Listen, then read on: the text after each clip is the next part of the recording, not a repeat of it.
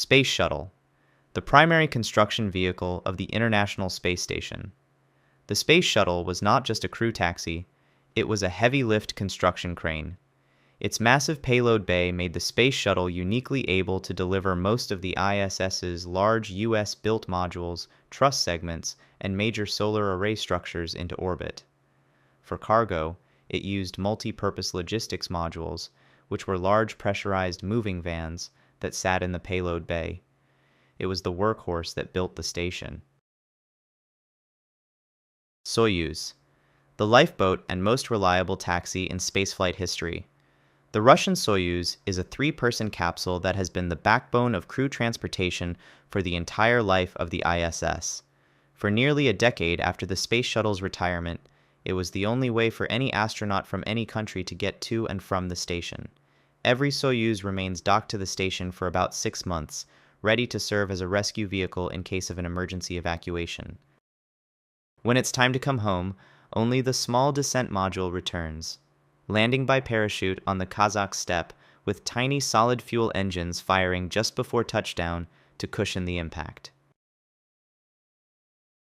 Crew Dragon, the vehicle that returned American human spaceflight capability and kicked off a new commercial era. Developed by SpaceX under NASA's Commercial Crew Program, the Crew Dragon is a fully automated, reusable capsule that is capable of carrying up to 7 passengers, but carries up to 4 crew for NASA missions to the ISS. It is a next-generation spacecraft, featuring a modern, touchscreen-based interior and the ability to dock with the station on its own. Its success broke the reliance on the Russian Soyuz and opened up a new market for space transportation.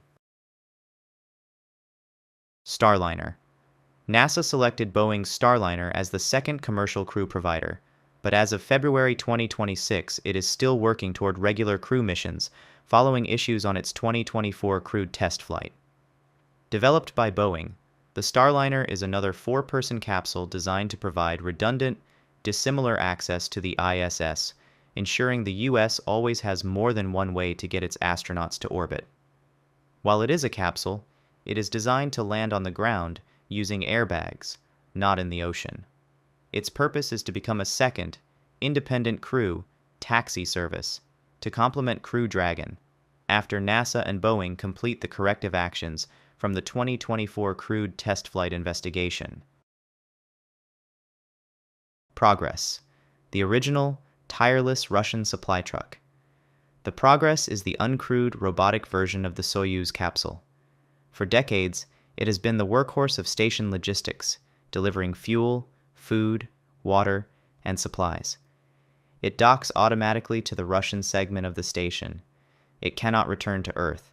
After being loaded with trash by the crew, it detaches and intentionally burns up upon re-entry, serving as the station's garbage disposal service.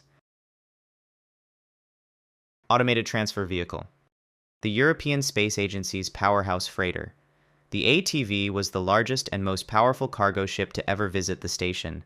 A massive automated vehicle, it could deliver an enormous amount of dry cargo, water, and fuel. Its powerful engines were so strong that it was regularly used to perform the main orbital reboosts for the entire space station, pushing the massive structure up to a higher altitude. After its 5 successful missions, the ATV program was retired. HTV, Japan's original and highly capable cargo hauler. The HTV was unique because it did not dock on its own, but would fly close to the station to be grappled and berthed by the Canadarm2 robotic arm. A standout feature was its unpressurized cargo pallet, which let it deliver large external hardware, like station batteries and other spares, for installation on the outside of the ISS. After 9 successful missions, the HTV was retired to make way for its successor. Launched on Japan's H-2B rocket, each HTV was expendable and was deliberately burned up in Earth's atmosphere after being loaded with station trash. HTV-X, the next generation of Japanese logistics. The HTV-X is the upgraded and more cost-effective successor to the original HTV. While it retains the same grapple and berth approach, HTV-X is a redesigned successor that carries both pressurized and unpressurized cargo and is intended to support extended technology demonstrations after it departs the ISS. This allows it to deliver more supplies for the crew inside the station while still supporting large external payloads. It is designed to be a more flexible and efficient cargo vehicle, ensuring Japan's critical role in the station's logistics chain for its final years. Dragon 1. The first ever commercial cargo ship to visit the ISS. Developed by SpaceX, the Dragon 1 proved the viability of the commercial cargo model. Like the HTV, it was grappled by the Canadarm2 for berthing. Its most revolutionary feature was that it was the only cargo vehicle, besides the much larger Space Shuttle, that could survive re-entry and return a large amount of scientific experiments and other cargo back to Earth, thanks to its protective heat shield. Cygnus, the second American commercial cargo provider. Developed by Northrop Grumman, the Cygnus is the other half of NASA's commercial cargo strategy, providing redundancy. It is also grappled by the Canadarm2. While it cannot return cargo to Earth, it serves a vital role as a trash truck, burning up on re-entry. It has also been used as a platform for fire safety experiments after leaving the station, demonstrating its versatility. It can also temporarily boost the station's orbit, and has even served as a short-term additional living and cargo volume while docked. Cargo Dragon 2, the upgraded successor to the original Dragon. The Cargo Dragon 2 is an uncrewed version of the Crew Dragon capsule. It has several key advantages over its predecessor. It can carry more cargo, and it docks completely automatically without needing the robotic arm to berth it. It also retains the original Dragon's most important capability, the ability to return a large payload of science experiments and equipment safely back to Earth.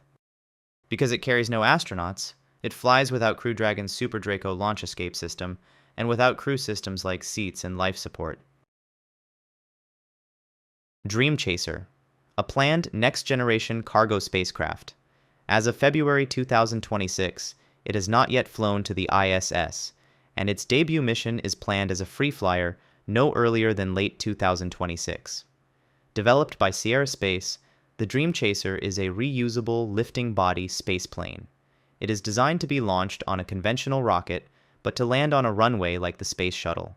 Its key advantage is a gentle, low-G re-entry and landing, which is ideal for returning sensitive and fragile scientific experiments that might be damaged by the rougher landing of a capsule. It represents the future of specialized, high-care cargo return. Thanks for watching. Which ISS visiting vehicle do you think was the most important, and why? Let me know in the comments down below. Also, please remember to like and subscribe if you enjoyed this video.